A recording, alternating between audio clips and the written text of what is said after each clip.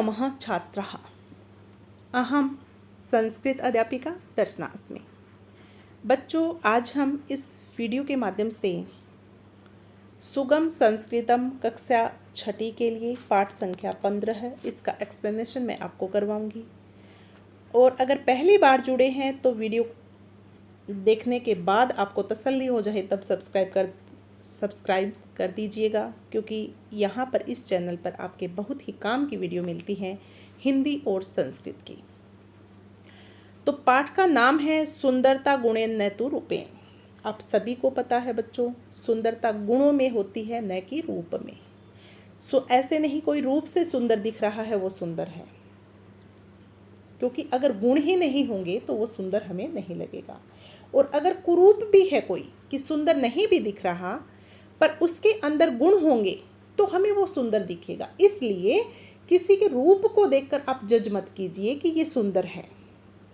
आप उससे बात कीजिए, उसको जानिए, पहचानिए, पता कीजिए कि उसके अंदर क्या क्या गुण हैं, तब दोस्ती का हाथ बढ़ाइए। ऐसा नहीं है सुंदर है मेरा दोस्त बन जाए।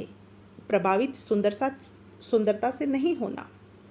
ये आपकी एज जो है वो एक लेवल से ऊपर उठ रही है, यानी कि टीन एज में प्रवेश आप करने ही वाले हो। तो समझदारी का काम है कि सुंदरता को देखकर प्रभावित नहीं होना, चाहे लड़का हो या लड़की हो। गुणों को देखकर प्रभावित होना है, क्योंकि आप सभी को पता है एक सच्चा दोस्त जो होता है उस पर भी डिपेंड करता है कि हमारा आगे का जीवन कैसा निर्भर रहेगा। तो इसलिए दोस्त वही बनाना जिसके अंदर गुण हो, बाहरी सुंदरता से कुछ नहीं होता। तो आइए उदाहरण के द्वारा हम जानते हैं कि कैसे और क्यों।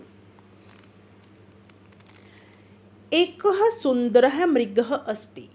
एक सुंदर मृग क्या होता है? हिरण है। तस्य 12 श्रृंगाणि सन्ति। उसके 12 सिंह हैं। सः शीतलम जलम इच्छति। वह ठंडा जल पीना चाहता है।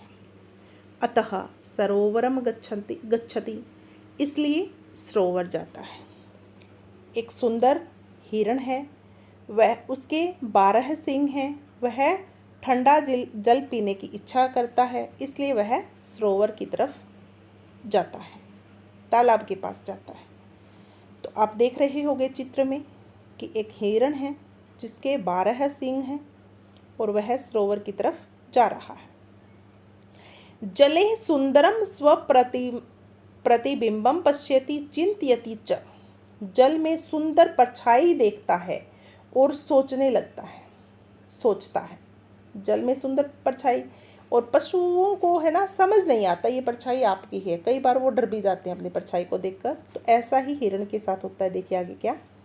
अहो मम सुंदराणि श्रृंगाणि किंतु मम कृशः चरणा अति कुरूपा। कि अरे मेरे सींग तो बहुत सुंदर हैं, हिरण को दिख रहे हैं ना पानी में, सींग सुंदर हैं, किंतु मेरे चरण यानी कि टांगे जो हैं पतली और भद्दी हैं। यानी कि कृशः पतली, चरण पांव अति कुरूपा और गंदी है, बदसूरत हैं। सहसा दूरात आखेटकस्य शब्दम श्रृणोति। अचानक से वह दूर से ही, अचानक दूर से, दुरात पंचमी विभक्ति है, दुरात दूर से, आखेटकस्य ये कौन सी है?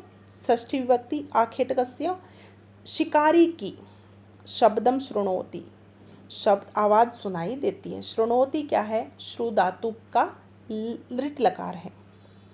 श्रृणोति सुनाई देती है। किसको? हिरण को। आगे क्या होता है? स्वरक्षणाय द्रुतम धावति। अपनी रक्षा के लिए वह तेज दौड़ता है। परम तस्य वक्राणि श्रृंगाणि दीर्घासु शाखासु संस्कृतानि भवन्ति। किंतु उसके बड़े बड़े सींग जो हैं, क्योंकि आप देख रहे होंगे बड़े बड़े सींग जो हैं वो शाखाओं की टहनियों में फंस जाते हैं। ठीक है। चरणानां प्रयासेन चह स मुक्तः भवति। यानी कि उसके पैर जो हैं चरणों से की सहायता से, उसके प्रयास करने से वो मुक्त होते हैं, फंस जाते हैं। अधुना सह जानाति यत सुंदरता गुणेन भवति न तु रूपेण। तो आज जो है वह सच जान गया है, उसे पता चल गया है कि सुंदरता गुण में होती है, रूप में नहीं होती। क्योंकि उसको घमंड क्या आ रहा था कि मेरे सींग बहुत सुंदर हैं, क्या घमंड आ रहा था कि मेरे सींग जो है वो बहुत ही सुंदर हैं, 12 सींग हैं, पर पैर जो है वो अच्छे नहीं हैं। ठीक है, तो इस प्रकार से उसको भी पता चल गया कि सुंदरता, सुंदर सींग है तो सुंदरता उसमें नहीं है, पैर भले ही बदसूरत हैं पर गुण हैं। अगर वो फंस गया तो पैरों के सहायता से वो निकल भी गया। आज उसको पता चलता है। इदम अपि ज्ञायताम, ये भी हमें जानना जरूरी है।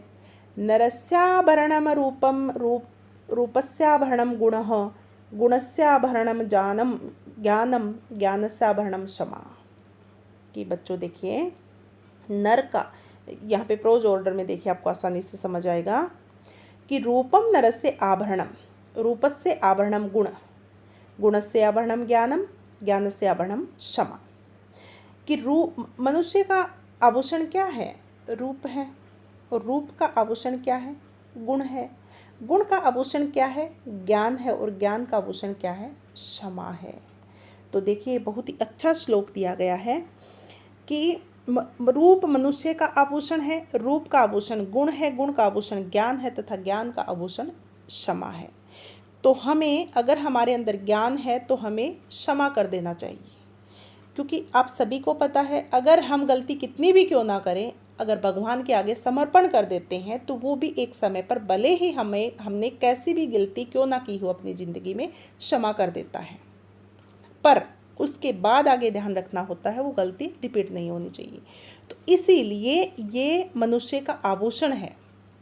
ओके, क्योंकि गुण होंगे तो ज्ञान होगा, और ज्ञान होगा तो ही वो क्षमा करेगा।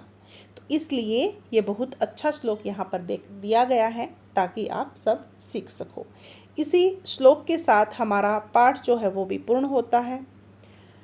उम्मीद है आप सबको समझ आया होगा। ठीक है, तो ऐसे ही आप जुड़े रहिए लर्न विद दर्शना के साथ। आप सभी का साथ देने के लिए बहुत बहुत धन्यवाद। नमस्कार।